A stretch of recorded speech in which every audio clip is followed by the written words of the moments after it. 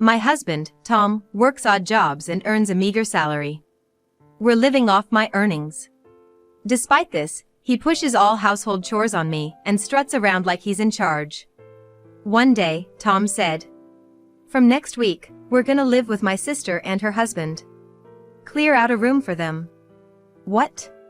My brother-in-law left the company and they have to move out of the company housing.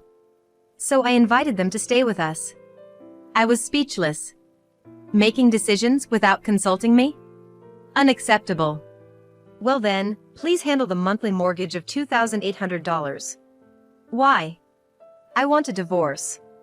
What? Tom burst out laughing. What are you talking about? There's no way I can afford that on my $800 monthly salary. You'll have to cover it. My sister is thrilled about living with Jason. I'm also looking forward to living with her again. I felt a surge of intense anger at Tom for making decisions on his own. If you're so fond of your sister, you should just live with her alone. But I'm definitely not on board. Just you wait, I won't let you have your way anymore.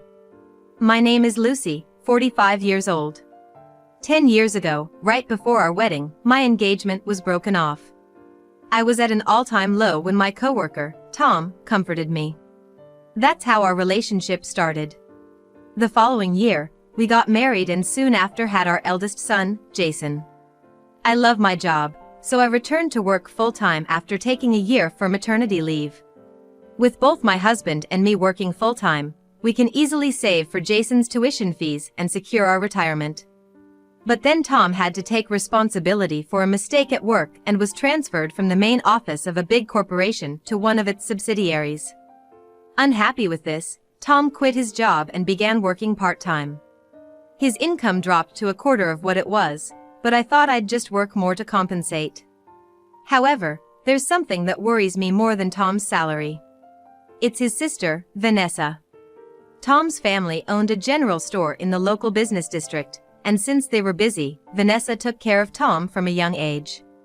She was, in a sense, like a parent to him. She still dotes on Tom more than their own parents and frequently calls him. They exchange messages and she even drops by our house unannounced every 2 weeks. It's really bothersome, but I can't just turn her away. I'm stuck in a tough spot. What's more concerning is that recently, Vanessa seems more interested in our son, Jason, than in Tom. Once, I was forcibly shown the family album that Vanessa said she treasured, and I was shocked to see that Jason looks just like a young Tom. Vanessa, although 53, still looks good. If she toned down her makeup, she'd probably look a lot like Tom. Seeing Tom grow a beard and age made Vanessa a bit disappointed. But now that her nephew is growing to look more and more like a young Tom, she seems overjoyed.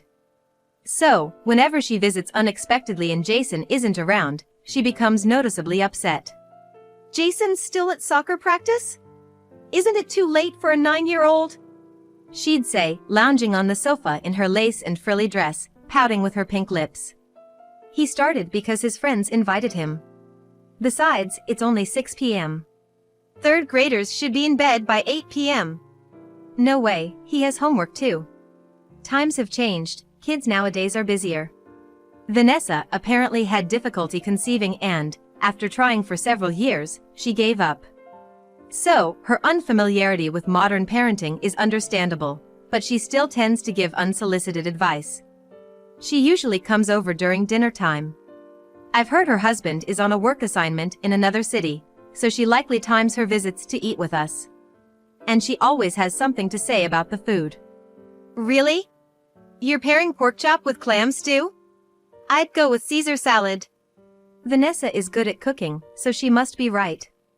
"Well, this is good too, but it could use a bit more salt. I'll eat it since it's here." On another day. "This chicken breast is dry, hard to eat." "Oh, is it? Right? It's always like this."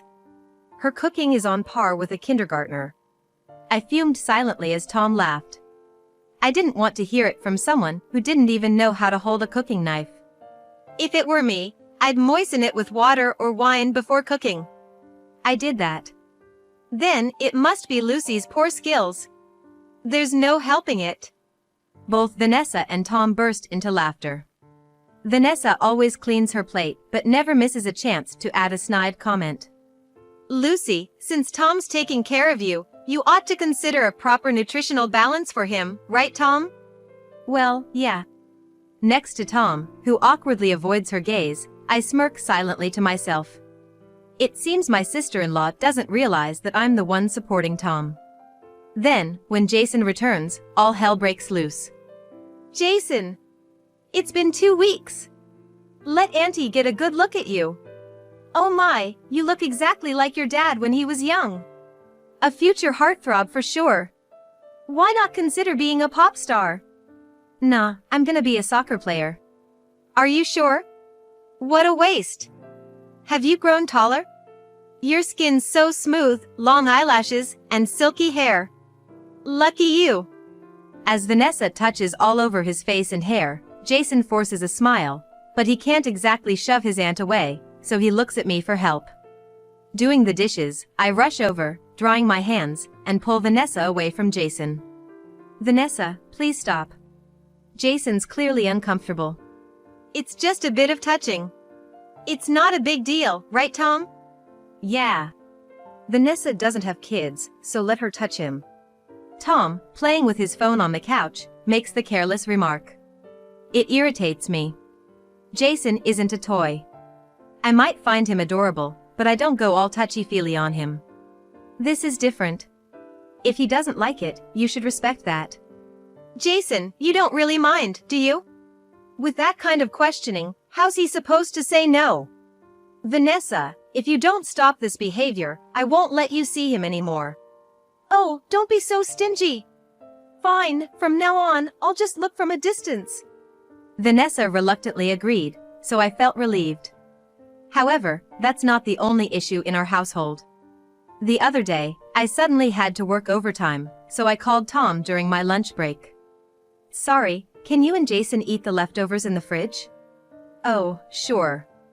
Got it. However, as soon as I came home, Jason ran up to me. I'm hungry. Wait, you haven't eaten yet?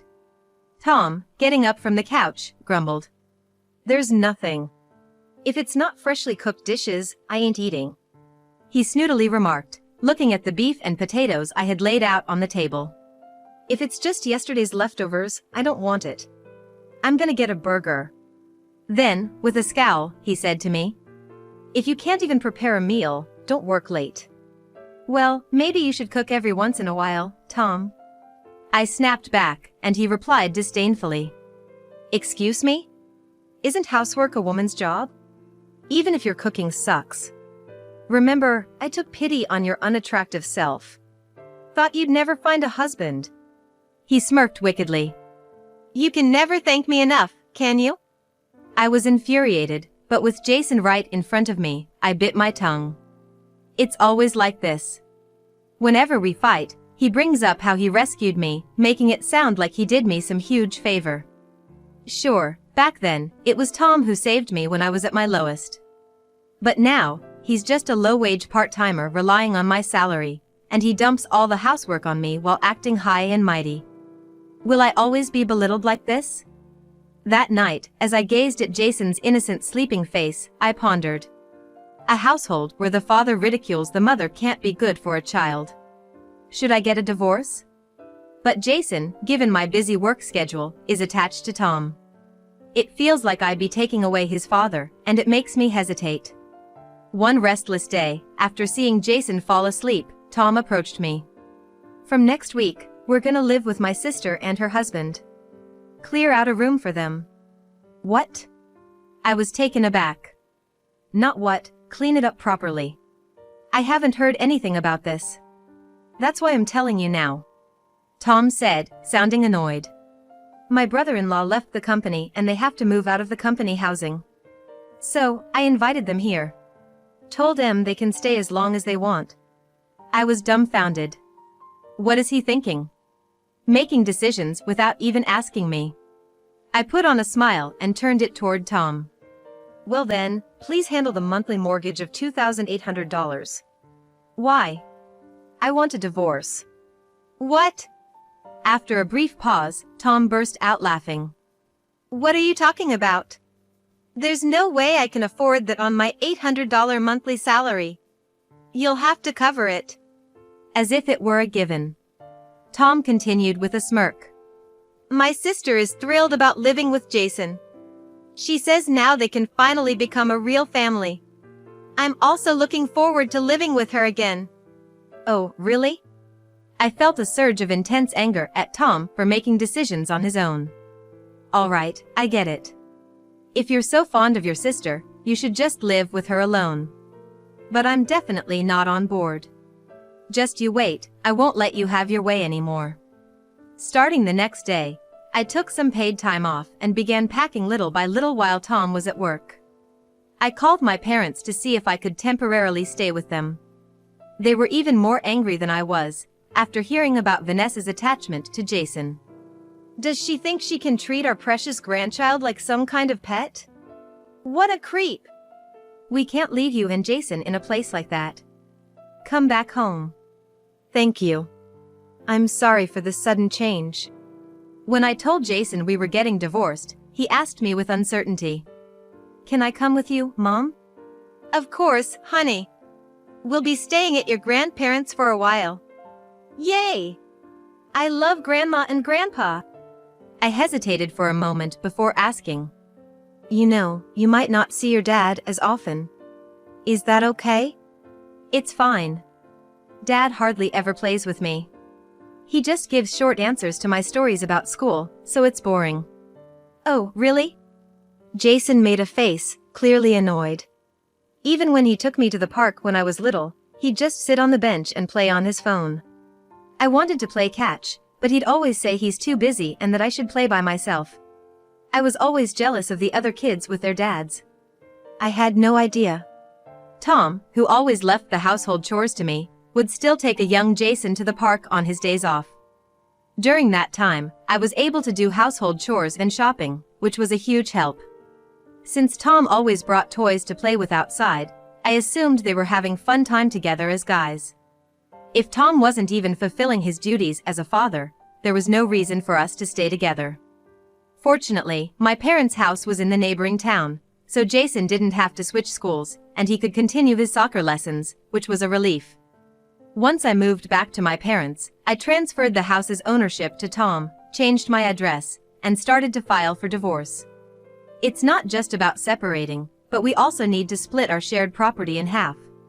We need to figure out the worth of our marital property and then split them.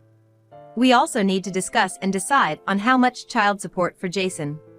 A friend of my father's mentioned he knew an attorney who's good with divorces, so I've scheduled a meeting to consult with this person over the weekend. One day, after some time had passed since I moved out, I checked my cell phone on my way home from work and my eyes widened.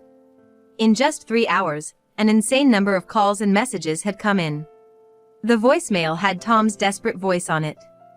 Lucy. I got a bill for the house mortgage asking for $2,800. Didn't I say I can't pay? I sighed and drove back home. Though he sounded so close to tears over the phone, when we met face to face, Tom was as arrogant as ever. Hey, why am I getting the mortgage bill? This house is under your name, ain't it? He raised his voice without even waiting for me to sit on the couch. Yes, it's under my name. But you decided on your own to let your sister and her husband live here, remember? Of course, it's my house too. What's wrong with living with family? We should help each other out when in need, right? Then, starting next week, I'll invite my parents over. They're getting old, and I'm worried. That's fine, right?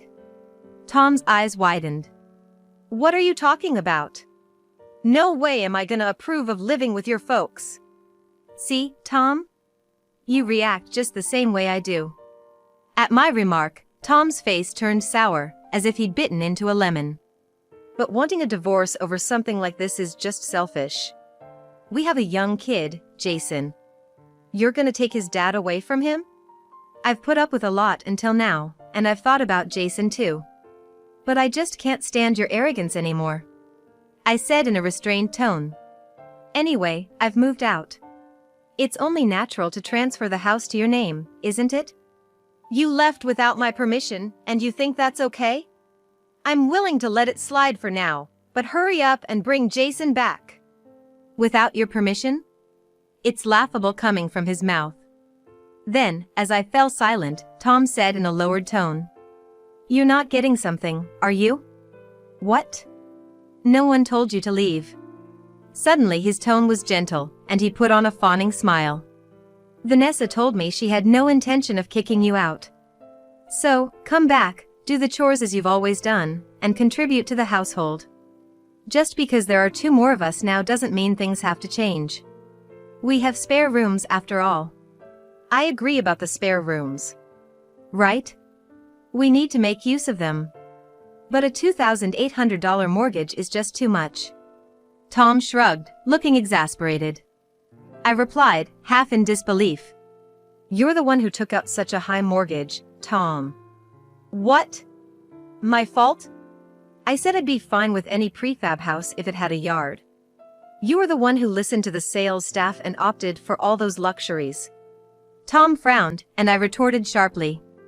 You said you wanted a house from a well-known builder, a 7-bedroom place, within a 5-minute walk to the station. You wanted a rooftop, a spacious yard, and a basement. You even wanted imported wall and floor materials. If you stack up such extravagant requirements, of course, it's gonna be expensive. What can I do? If I want to brag to my colleagues and subordinates, it has to be at least this good. Tom tilted his chin up, saying it as if it was the most natural thing in the world. I was a manager at a top-tier company, that's why we got that loan. Yeah, and in less than 2 years, you were transferred to a subsidiary and became a part-timer. Since your salary dropped significantly, I, who had been working part-time, took a test to become a full-time employee and ended up paying the mortgage on the house in your name. It's natural for families to help each other out. Tom said arrogantly, without showing a shred of gratitude towards me. That's why it's only natural to let Vanessa and her husband live in our house. And yet you refuse. You really are cold-hearted. I was ticked off and raised my voice. So, when is my brother-in-law gonna find a new job? Vanessa is gonna work too, right? How would I know that? They can just stay with us. Tom casually responded. Of course, you'll be covering all their living expenses. You should be able to manage that, being a housewife. Just think of it as repaying the favor Vanessa has done for you all these years. Feeling dizzy, I pressed my forehead and closed my eyes. You might feel grateful to her, but all I get from her are sarcastic comments. After all she's done for Jason, that's just not right. Tom smirked condescendingly. When you're away for work, Vanessa comes over so Jason won't feel lonely. Hey, how about we let her adopt Jason? That way, we can all be a real family. I was in disbelief. Are you out of your mind? It's a good idea. You can be mom and Vanessa can be mama. Even if she adopts him, if we live in this house, nothing will change. Jason will be thrilled to have a beautiful mama. He'll definitely brag to his friends. With a smug grin, Tom quickly stood up and commanded loudly. So, bring Jason back quickly. If you want a divorce, hand Jason over to me. At the very least, every month, you'll transfer child support, the house mortgage, and our living expenses to my bank account. You think I'm gonna agree to that? If you don't, I won't agree with getting divorced. With Tom's definitive statement, I chuckled. Fine. Realizing that further discussion was pointless, I swiftly left the house. I had plans of my own. A few days later, as I prepared dinner in my parents' kitchen, my cell phone rang. Answering it, I heard Tom yelling with a tearful voice. You went to Vanessa and ratted me out? She called me a liar. What the hell did you do? Since she seemed unaware of the facts, I enlightened her. I calmly stated. Tom left the big company long ago and now he's a part-timer. We've been living off my salary. I've been paying the mortgage on our lovely house from my earnings for over 5 years. Since she didn't trust me, I let her listen to the conversation I had recorded from yesterday. She was pretty shocked. You sneaky little! You're just jealous of how close Vanessa and I are. What? Are you nuts? I shouted without thinking. If you love Vanessa so much, why don't you work and support her? I hung up angrily and immediately blocked Tom's number. When I reported Tom's behavior to my attorney, I was advised it might be best to go for a divorce mediation. I wonder if Tom even has the money for that. While pondering this during my lunch break at work, I received a call from the school Jason attends. Fearing he might be sick, I answered. I apologize for calling during your work hours. Are you familiar with a woman named Vanessa Jones? I was taken aback by the sudden question. Yes, she's my husband's sister. Oh, I see. Is something wrong with my sister-in-law? The homeroom teacher seemed hesitant. Well, she was arrested on school grounds just a while ago. What? I nearly knocked over my coffee. The homeroom teacher proceeded to explain. She climbed over the gate, entered the school, and approached Jason while he was switching classes. She persistently talked to him and held his hand, so a friend of his reported to me, saying some unknown lady was clinging to Jason. Oh my! Although she insisted she was his aunt, Jason responded, I don't know her. So, we called the police. I imagined Vanessa's bewildered face. She kept complaining, Jason's mother won't let me see him, and every time I visit her family home, they send me away. It's not my fault, it's his mother's for monopolizing him. After being questioned at the police station, she was sent home. I recalled my dad telling me that Vanessa had come to the house multiple times, trying to catch Jason when he got home, but he had chased her away. I'm really sorry for the trouble. I apologized over the phone. Was Jason too upset?